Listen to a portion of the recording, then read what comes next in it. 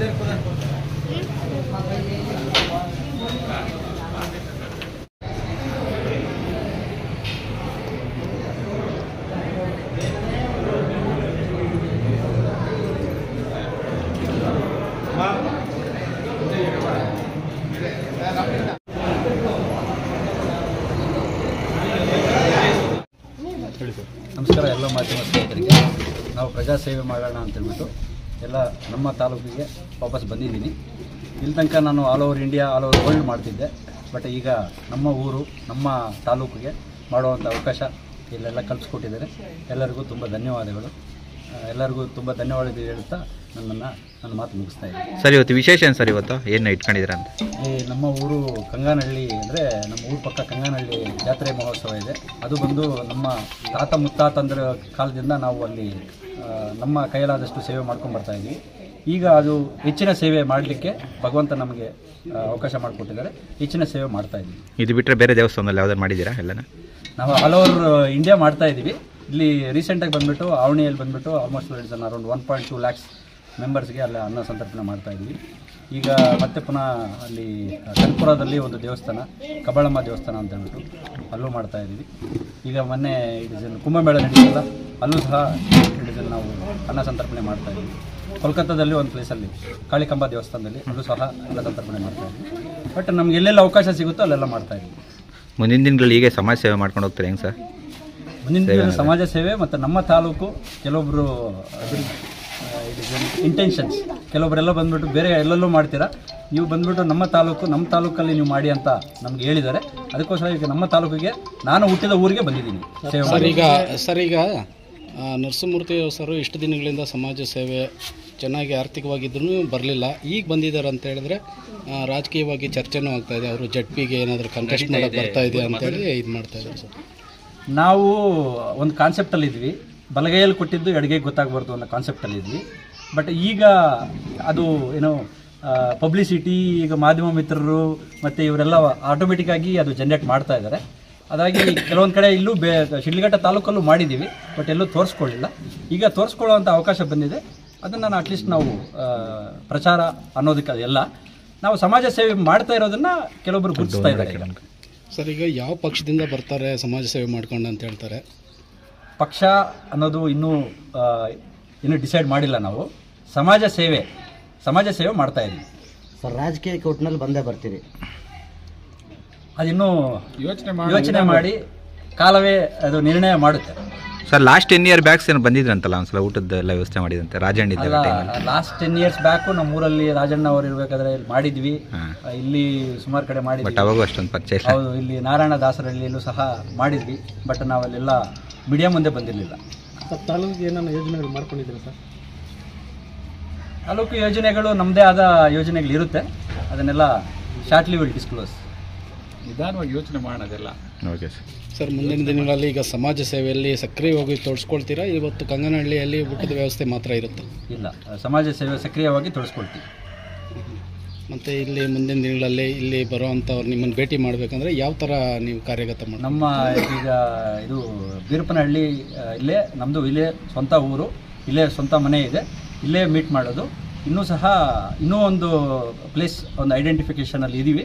ಅಲ್ಲೂ ಸಹ ಅಕಸ್ಮಾತಾಗಿ ಜನರಿಗೆ ಈಸಿಯಾಗಿ ರೀಚ್ ಆಗುವಂಥ ಪ್ಲೇಸು ಐಡೆಂಟಿಫಿಕೇಷನಲ್ಲಿ ಇದ್ದೀವಿ. ಅಲ್ಲೂ ಒಂದು ಪ್ಲೇಸ್ ಐಡೆಂಟಿಫಿಕೇಷನ್ ಆಗಿ ಅಲ್ಲೊಂದು ಮನೆ ಕಟ್ಟಿದ ಮೇಲೆ ಅಲ್ಲೂ ಸಹ ರೀಚ್ ಆಗಲಿಕ್ಕೆ ವ್ಯವಸ್ಥೆ ಮಾಡ್ತೀವಿ. ಸರ್, ಈಗ ಸಮಾಜ ಸೇವೆ ಅಂದ ತಕ್ಷಣ ಅನ್ನ ಸಂತರ್ಪಣೆ, ದೇವಸ್ಥಾನಗಳು, ಜೀರ್ಣೋದ್ಧಾರಗಳು ಇದೇ ಇರುತ್ತೆ. ನಿಮ್ಮ ವಿಶೇಷವಾಗಿ ಯುವಕರಿಗೆ ಇಲ್ಲಿ ನಿರುದ್ಯೋಗಿಗಳಾಗಿದ್ದಾರೆ, ಇಲ್ಲಿ ಸ್ವಲ್ಪ ಆ ಥರ ಬಂದಾಗ ಅವ್ರಿಗೆ ಏನು ಯೋಜನೆಗಳು ಸರ್? ಅದು ನಾವು ಸ್ಮಾರ್ಟಾಗಿ ಯೋಚನೆ ಮಾಡ್ತೀವಿ. ಆ ಸ್ಮಾರ್ಟ್ ಟೆಕ್ನಾಲಜಿನ ಅಳವಡಿಕೆ ಮಾಡ್ತೀವಿ. ಈಗ ಕೆಲವೊಂದು ಗೌರ್ಮೆಂಟ್ ಸ್ಕೂಲ್ಸಲ್ಲೆಲ್ಲ ಸ್ಮಾರ್ಟ್ ಟೆಕ್ನಾಲಜಿ ಇಲ್ಲ. ನಾನು ಆಲ್ರೆಡಿ ಕೆಲವೊಂದು ಗೌರ್ಮೆಂಟ್ ಸ್ಕೂಲ್ಸ್ ಐಡೆಂಟಿಫಿಕೇಷನ್ ಮಾಡಿದ್ದೀನಿ. ಬಟ್ ಅಲ್ಲೆಲ್ಲ ಒಂಚೂರು ಸ್ಮಾರ್ಟ್ ಟೆಕ್ನಾಲಜಿನ ಅಪ್ಗ್ರೇಡ್ ಮಾಡಲಿಕ್ಕೆ ನಾನು ಪ್ರಯತ್ನ ಮಾಡ್ತೀನಿ. ಯಾಕೆಂದರೆ we are in smart brain. Sir, ಬರೀ ಸರ್ಕಾರಿ ಸ್ಕೂಲ್ಗಳು ಮಾತ್ರ ಅಷ್ಟೇನಾ?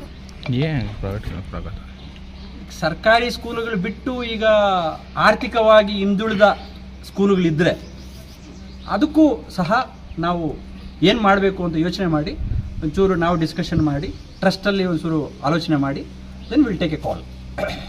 ಸರ್, ಟ್ರಸ್ಟು ಯಾವುದು ಮಾಡ್ಕೊಂಡಿದ್ದೀರಿ sir? It's a Meenakshi foundation trust.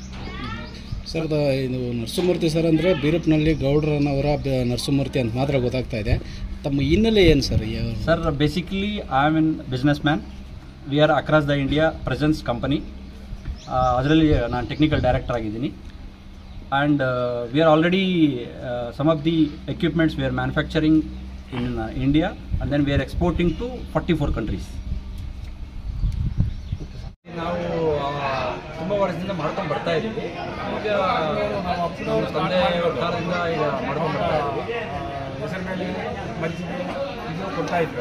ಅದನ್ನೇ ನಾವು ಕಂಟಿನ್ಯೂ ಮಾಡಿಕೊಂಡು ಇವತ್ತು ಭಗವಂತ ನಮಗೆ ಏನೋ ಸ್ವಲ್ಪ ಶಕ್ತ್ಯಾನುಸಾರವಾಗಿ 4 ಜನಕ್ಕೆ ಅನ್ನದಾನ ಮಾಡಬೇಕು ಅಂತೇಳಿ ಇವತ್ತು ಅನ್ನದಾನ ಸ್ಟಾರ್ಟ್ ಮಾಡ್ತೀವಿ. ಸರ್ ಅಲ್ಲೇನೋ ಹುಟ್ಲಿಗೆ ಅದೇನೋ ಮಡಿಕೆನೇ ಕಟ್ತಾರೆ, ಏನು ಸರ್ ಅದು ವಿಶೇಷ ಅದು, ಅದ್ರ ಬಗ್ಗೆ ಏನೋ ಇದೆಯಾ? ಅದು ಆಚಾರ. ಅದು ಪುರಾತನ ಕಾಲದಿಂದ ಇಲ್ಲಿ ಮೊದಲು ಶನಿವಾರ ಹುಟ್ಟು ಕಟ್ತಾರೆ, ಭಾನುವಾರ ಬಂದ್ಬಿಟ್ಟು ಇಲ್ಲಿ ಜಾತ್ರೆ ರಥೋತ್ಸವ ಸರ್ ನಾಳೆನೂ ಇದೆಯಾ ಅನ್ನಸಂತರ್ಪಣೆ ಏನು? 3 ದಿವಸದಿಂದ ನಡೀತಾ ಇದೆ. 3 ದಿವಸ ಶುಕ್ರವಾರ, ಶನಿವಾರ, ಭಾನುವಾರ.